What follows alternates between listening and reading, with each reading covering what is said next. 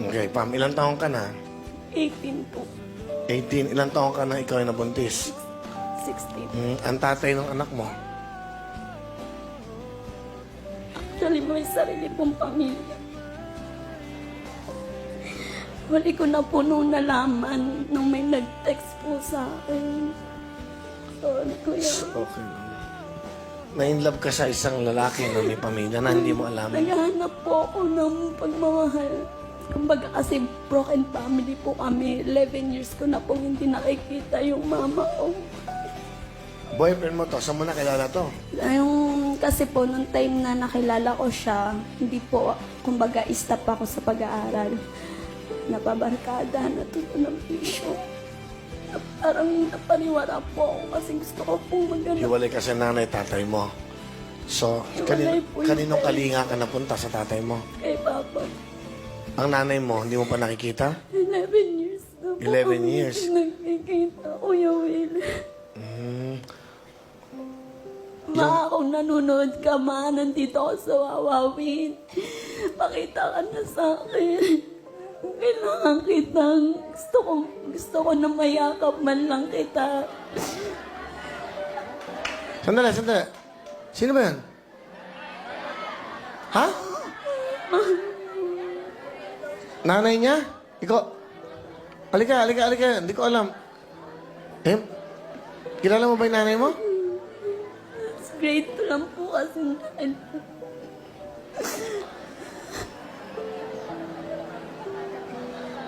Kilala mo ba siya? Hindi, alam mo yung nanay mo?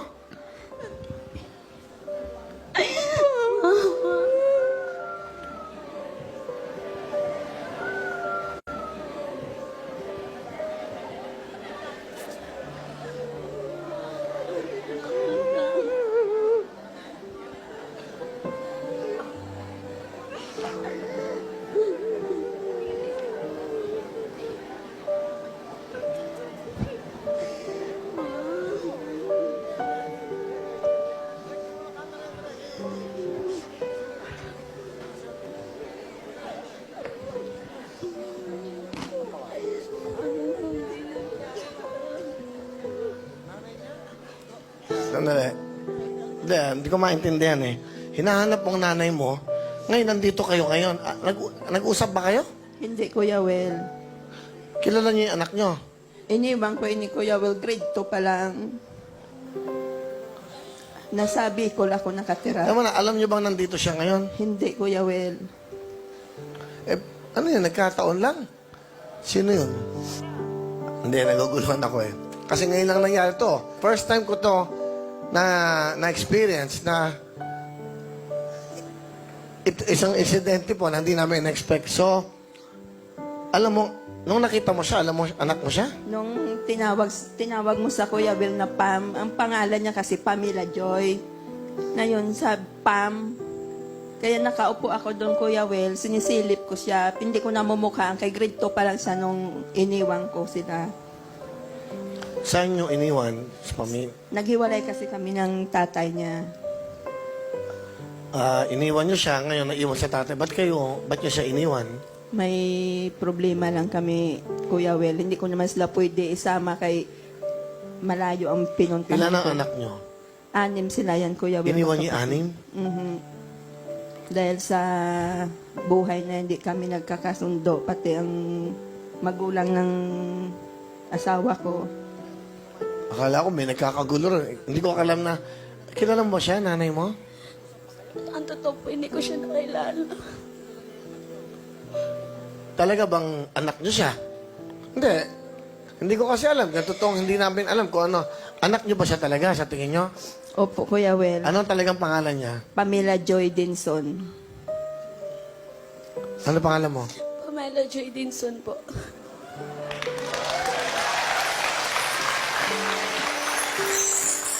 Parang may kasama. Ayun, pakiano nga, naluluha ako.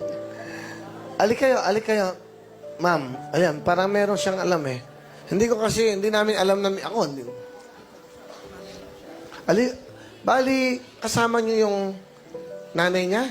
Opo, Kuya Will. Hindi, paano yung nalaman na si Pam ang aming contestant? ano po, pumunta siya sa akin maaga, humingi Pam? ng pamasahe. Alas 7 na itong nga batang eh. to, napunta sa inyo para manghingi ng pamasahe. Oo. Tapos sabi ko, baka niloloko mo ko.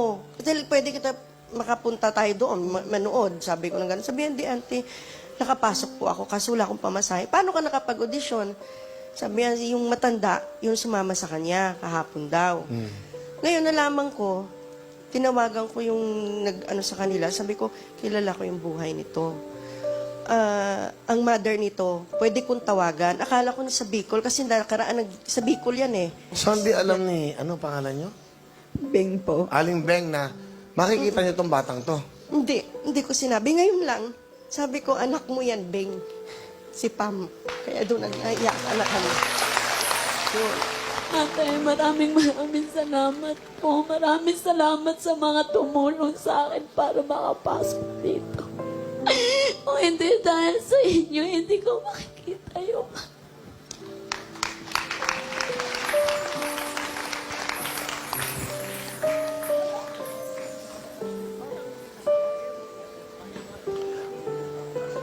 Ano ang pangalan nyo, ma'am?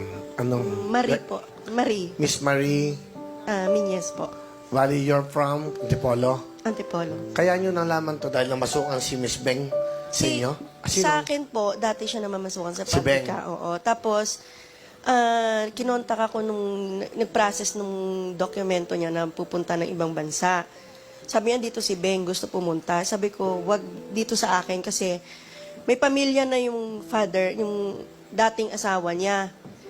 Ayun, nung nalaman ko, kinontak ko, sabi ko, bigyan mo number sa akin. Sabi niya, nakaraan, gusto nga pumunta ng Wawawin, Manawagan. Pumunta daw dito. Kaso hindi naman naka-tiyempo. Kayo naging tulay dito. Maraming salamat sa inyo, ha? Palakpakan niyo pa. Miss, ano ulit? Miss Marie. Miss Marie. Marie, Minyes po. maraming salamat, ha? At talagang lahat dito parte ng programang ito. Lahat kayo tulay sa mga kababayan nating nauulila, nangangailangan ng pagmamahal, katulad ng nangyari ito. Hindi namin alam. Yung tatay niya, nakita niyo na ba? Hindi pa, Kuya Will. Matagal na? Mahigit na 11 years. Ganun. Dito nga. Sino kasama mo ngayon dito, Pam? Ha? Si Papa po. Yung Mike. Alin po kayo? Ano pangalan ng papa mo? Papa Larry po. Mang Larry. Tayo kayo, Mang Larry. Ay, Kuya Will, gandang gabi po. Okay. Hindi ko alam, nagmamasid-masid kayo dyan. Ito yung sitwasyon ngayon. Ano nararamdaman nyo ngayon? Ito, nandito yung yung asawa nyo, nandito yung anak nyo. Salamat po ako, Kuya Will. Nagkita na rin yung mag-ina. Siya ang talaga nanay. Opo. May kanya-kanya na po kaming pamilya. May asawa na rin po. Dalawa po anak.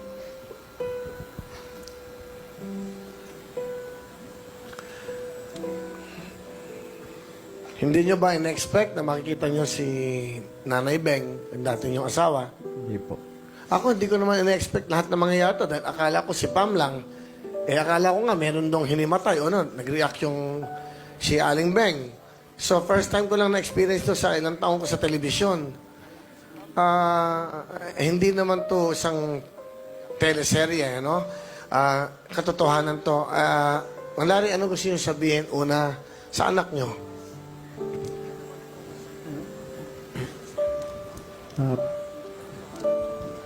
Yung anak ko po, Kuya Will, sa akin po nakatira yan. Ang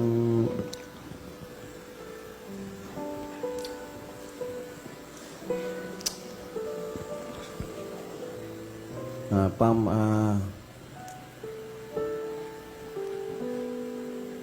magtrabaho na lang tayo para mabuhay natin yung anak mo.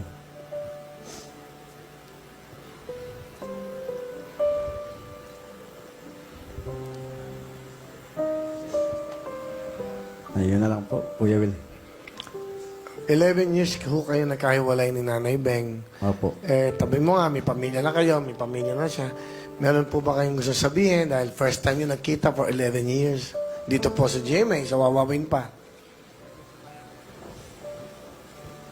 Ibang-iba po yung bibing nung araw sa loob ng 11 years. Siyempre po, nagkakaedad na rin po kami.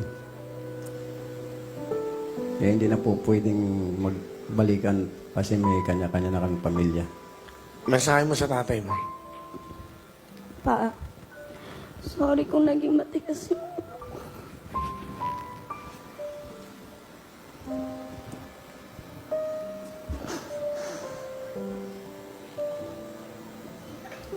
sorry kasi minsan ikaw din yung bumibili ng panggatas ng anak ko. Basta pa, lagi mong tatandaan, sentro lang natin sa buhay si God. Mahal na mahal kita pa.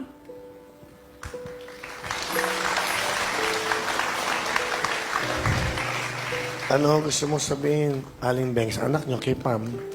Anong ito na, pagkakataon? Pam, matagal kitang iniwan. Grade 2 ka pa lang.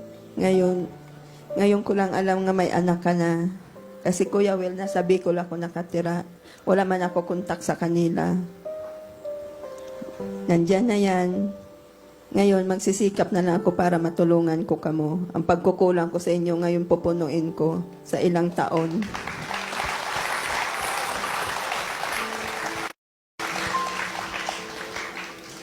Pam, sa mama mo, Ma, gusto kong malaman yung dahilan kung bakit sa 11 years na wala ka. Nagkawata-wata kami magkakapatid, Ma. Naging ganito ako. Nangatulong ako. Napaistap ako. Natuto ako sa mga bisyo.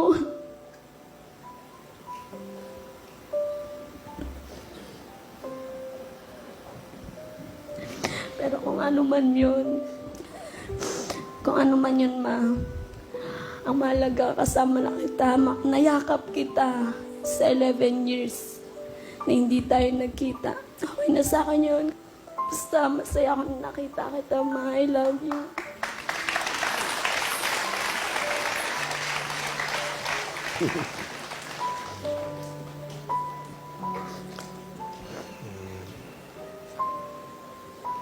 buhay talaga, no? Sino mag-isip na mangyayari ito sa show natin? Hindi ko naisip na mangyayari ito, na hindi ko akalain na salamat sa inyo dahil naging parte kami ng buhay nyo. At may kasama ka ba, kapatid? May kasama ko, Asan? Kuya. Ayun. Ayun. Anak nyo rin to? Oo. Pangalawa, Kuya Will. Halika. Mukha natin. Nanay mo.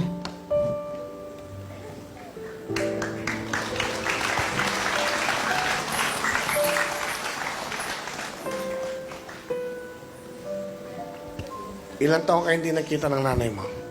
Mike. Siya. Mag-11 years po. First time mo siya nakita? Ngayon lang po. Pero kilala mo siya. Huwag kami, Mike. Kilala mo siya. Opo. Ano gusto mo sabihin kay nanay mo?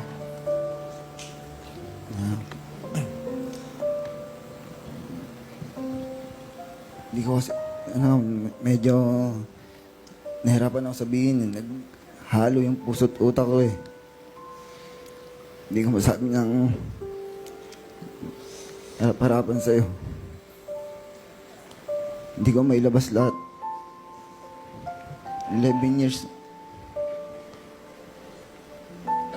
Tagal.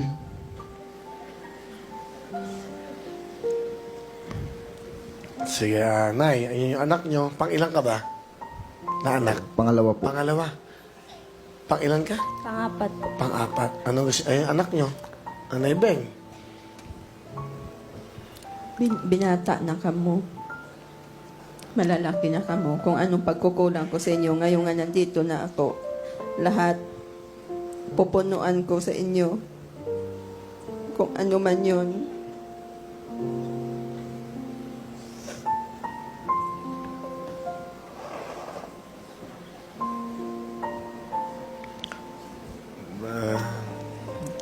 Okay lang yan. Di pa naman huli ang lahat eh.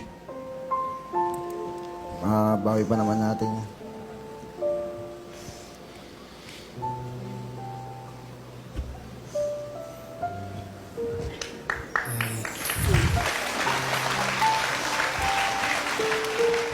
Happy kami sa inyo, ha? Kita-kita kayo. And that's life. You smile, you cry, tears. This one is what you call tears of joy sa pamilyang ito. Di ba, Le? Okay na tayo. Sige.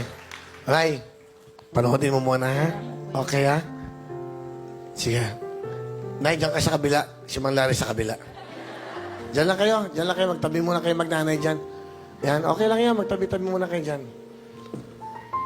O, di ba? Eh kung walang programang ganito, madidinig ba natin yung mga ganyang buhay? Di ba? Di ba? Hindi lang sayawan, hindi lang kantahan, hindi lang bigayan ng jacket. Dapat nakikinig tayo sa ating mga mahal sa buhay, lalong-lalo na ating mga kabayan.